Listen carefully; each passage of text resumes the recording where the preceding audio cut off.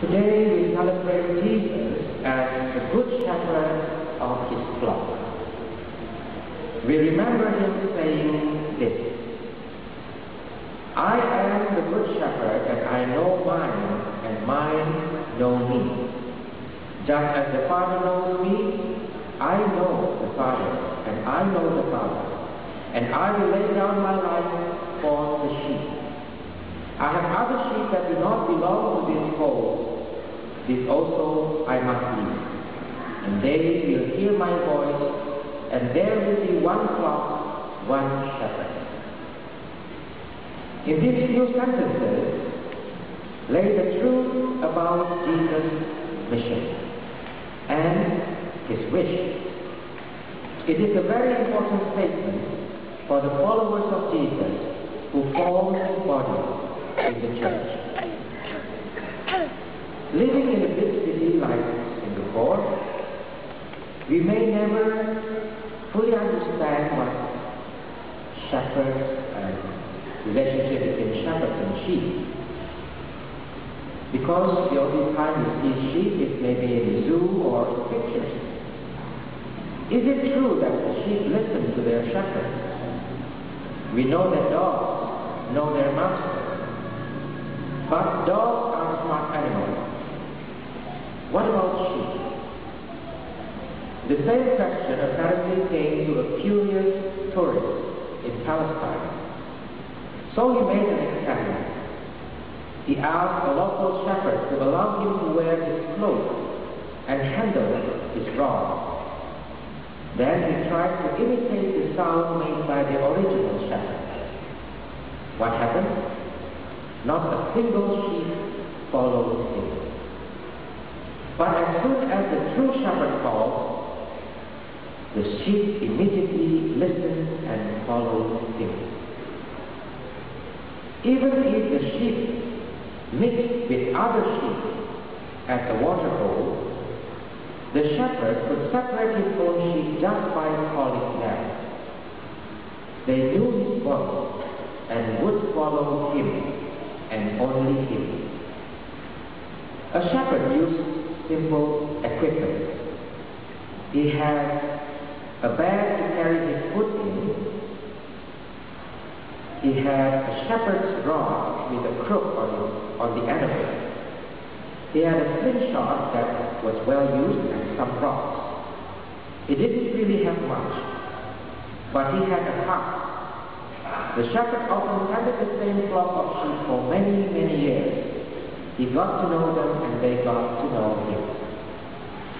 The same tourist asked the shepherd whether it had ever happened that a sheep followed someone else.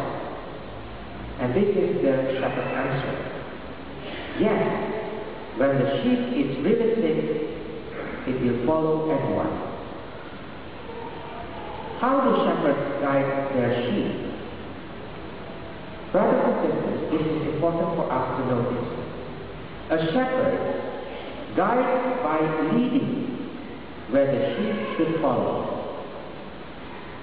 Sheep need good leaders. General Eisenhower used to demonstrate the art of leadership with a simple piece of string. He would put it on the table and say, now you can pull it and it will follow wherever you wish. If you push it, and it will go nowhere at all. You have got to lead, you cannot force. Once the tourist saw a man driving a herd of sheep like that. When he asked, he thought that a shepherd only lead by leading the sheep, not by driving them. So he asked about it, and he was told that the man was not the shepherd, but the butcher. The good shepherd leads by example. Jesus is the master shepherd and has eternal integrity and always leads us to green, nutritious pastures. We can never go wrong following Jesus. He will remain our main shepherd, but He understands human nature well, as he himself became human for a while.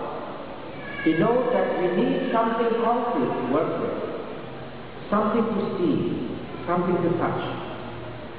He knows that we need the church. It is Jesus' church, but he entrusted the leading to Simon Peter, the first pope of the church. Before he ascended into heaven, Jesus asked Peter the same question 3 times before entrusting him with the task. Do you love me? And 3 times he emphasized the task of leading his flock. Feed my lambs, tend my sheep, feed my sheep. It is a known fact that vocation in general is on a decline. I think it is not so difficult to observe that there might be a correlation between the decline and affluence in society. But why? What is the root cause? Does the society make us more individualistic, more selfish, more self-reliant, living in the now and not in the future? Brothers and sisters, in my discernment, I find that all these might contribute to the reluctance in answering God's call. But there is one thing that is crucial for vocation, namely, the ability to give oneself for God's purpose without reservation. And I emphasize without reservation. Notice that I mentioned vocation, and that includes vocation of married life. We may feel the call, but we tend to say, yes, if. For example, I will marry you if you are rich. I will go with you if you go my way. I will become a priest if I am given a moped, for example, or a car. How to deal with this reality? How to overcome this mentality? I will share with you a recent experience of mine. Last week, I went to Penang to join the Young Priest annual gathering. I was there from Monday to I left on Monday and came back on Friday. It is for priests who are ordained less than 5 years. There were 40 of us from West and East Malaysia, Brunei and Singapore. It was my first time in Penang, and one of the highlights for me was to visit the Church of St. Anne in Bukit Mertajam. We celebrated Mass there with the Bishop of Penang and visited the house of the old retired priest. Now something happened there. I met one of the priests. His name is Father Alexander Edwin. And I saw him. He didn't look very old.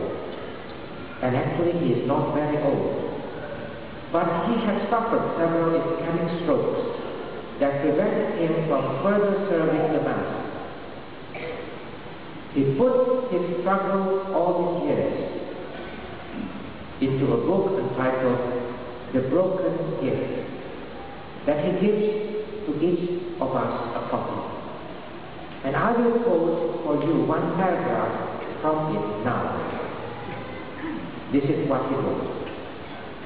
Leonardo da Vinci defines sculpture as the art of removing. The other art consists in adding something, adding color to the canvas in painting, adding stone on stone in architecture, adding note after note in music. Only sculpture consists of removing.